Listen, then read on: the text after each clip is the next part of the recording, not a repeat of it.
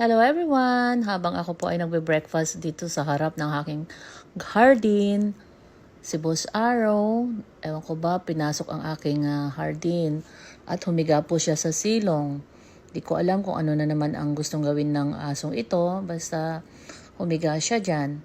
Kaya't abang ako ay nag-aalmusal, pinapanood ko lamang siya dahil ang daily routine ko po ay mag-breakfast tapos magdilig po ng aking mga halaman. Ayan at enjoy niya yung paghiga niya dyan sa silong ng mga halaman ko. Tinatawag ko po siya para umalis po siya dyan kasi po ako ay magdidilig sa part na yan. Ngunit parang wala ho siyang pinapakinggan. So ang ginawa ko, dinilagan ko na lamang po yung kabilang side. Medyo marami-rami din po yon. At pagkatapos ko po dun sa kabilang side, binalikan ko po siya.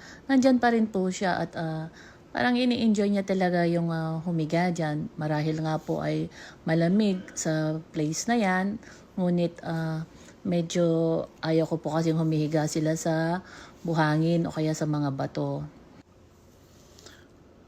Pinalabas ko po si Kuya Bruce para kung sakaling makita niya ang kanyang Kuya Bruce, lumabas siya sa silong ng mga halaman at baka gusto niya kako na maglaro. Kaya sabi ko kay Kuya Bruce, tawagin niya itong ading niya. Ngunit talagang deadma itong ating Boss Arrow kahit nandyan na yung kanyang kuya. Sinasabi ko nga po dyan, nandito na si Kuya Bruce mo. Halika na, play na tayo. Play na kayo. Pero ang ganda-ganda po ng pagkakahiga ng ating Boss Arrow dyan sa silong ng aking mga halaman. Oh, tignan nyo naman. Sarap ata ng tulog na niya dyan.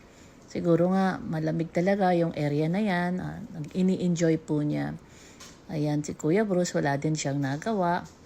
Tignan nyo, sarap-sarap talaga ng tulog ng ating pabida-bidang si Boss Arrow. Deadma ang Kuya Bruce.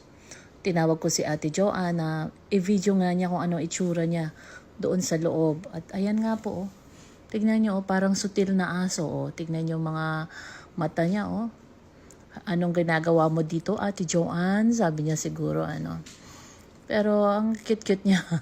Ang cute-cute niya na nagtatago dyan sa silong, Yan talaga ang ating Boss Arrow. May kakulitan, ngunit napaka-cute naman po talaga.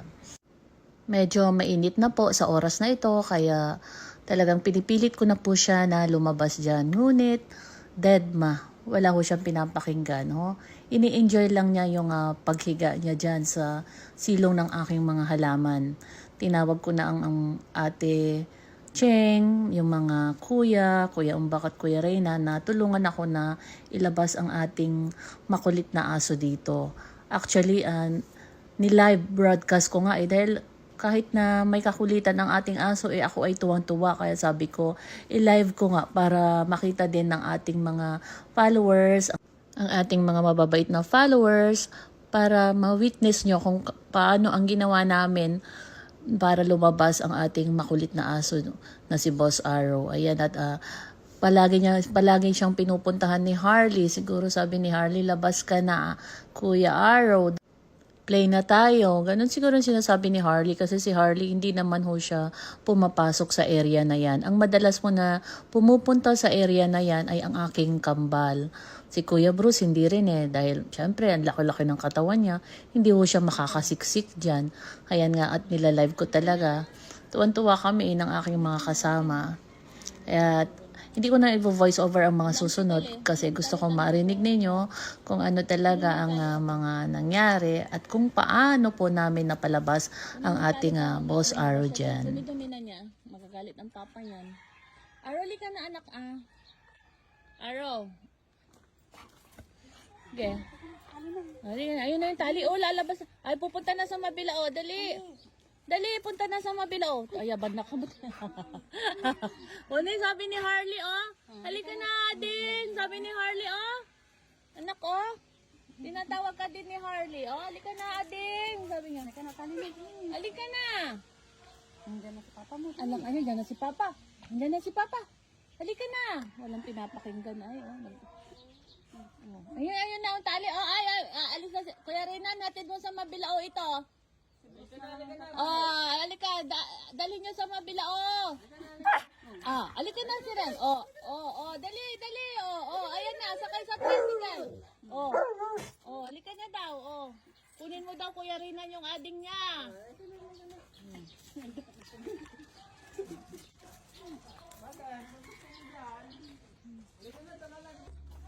Nagpapakamot pa, Massage na, massage. Ganyan ba massage niya? Pikit-pikit pala siya. Sige na. Sasakay na sa tricycle. Ang dumi na niya. Dumikit na lahat ng dumi sa katawan niya. Yung dahon sa'yo. Dali na, anak. Dali na. Dali na, anak, Dali na. Dali na, anak. Pupunta na sa farm. Dali. Susundan sa papa sa farm. Dali. Ay na. Dali na. Dali na, anak. Araw. Ay na. Allah, di na nga talaga. Pupunta tayo sa farm. Dali. Dali.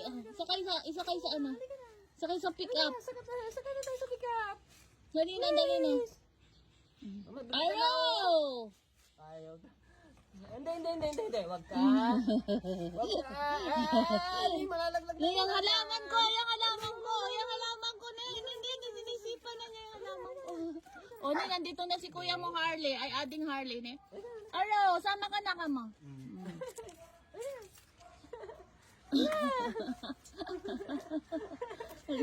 Nakikipaglaro. No. Akala niya nilalaro mo siya eh.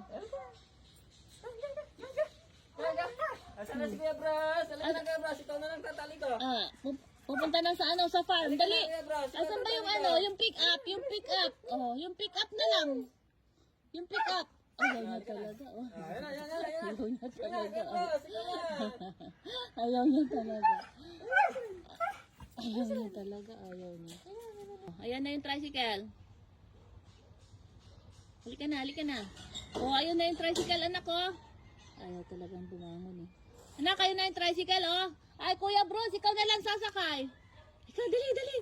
Halika, dali. Tricycle lang katapat niya eh. Tama? Dali. Ayan na yung tricycle. Yung tricycle lang katapat niya eh. Hindi na niya alam kung saan siya lalabas.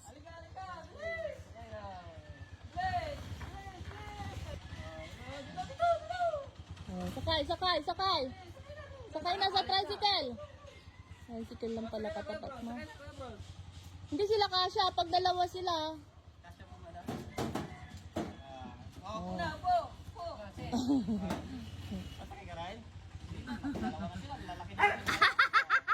Ayaw niya pa sakayin si Harley. Ikot mo dyan ay. So, ito po ang nakapagpalabas si Araw sa silong ng aking hardin. Itong tricycle. Ayan. At favorite kasi ni Araw ang sumakay sa tricycle. Pagka po kami po ay nagta-travel, medyo matagal po kami nawala dito, ito ang ginagawa ng aking mga kasama. Pag nakikita nila na nalulungkot siya o kaya medyo nagsusungit, ayan, ilalabas na ang tricycle at ayan, enjoy siya na sumakay sa tricycle. This time kasama niya ang kanyang kuya. Ayan halos okupado nilang magkapatid ang tricycle kaya hindi na rin nakasakay si Harley.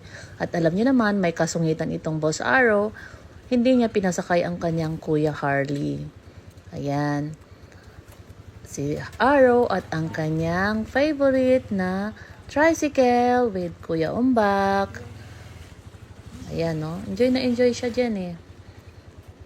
Pati din si Kuya Bruce halos ma-flat na ang aming tricycle sa bigat ni Kuya Bruce. So ito po ang adventure ni Araw sa araw na ito. Kakulitan niya sa garden at ang kanyang happiness sa pagsakay sa ating tricycle. Ayan. Enjoy lang siya dyan. Ganyan po ang ginagawa nila. Iikot-ikot lang siya dito sa amin. Minsan nilalabas din po siya, dinadala sa aking isang bahay dahil malapit lang naman po yun. Masaya, no? Kita niyo, ang saya niya, diba?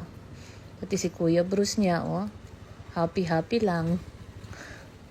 Yan ang adventure ng ating makulit na si Boss Arrow. Sayad, di. Baka ano. Oh, yung pamo. Usog ka dito. Usog dito. Usog. Usog. Usog ka dito. Usog yung pamo. Usog doon. Upo. Yan. Oh, bo. Higa. Higa na. Higa na. Bilis. Higa na. Sarayo. Bilis. Oh, bo. Yan na. Alis na.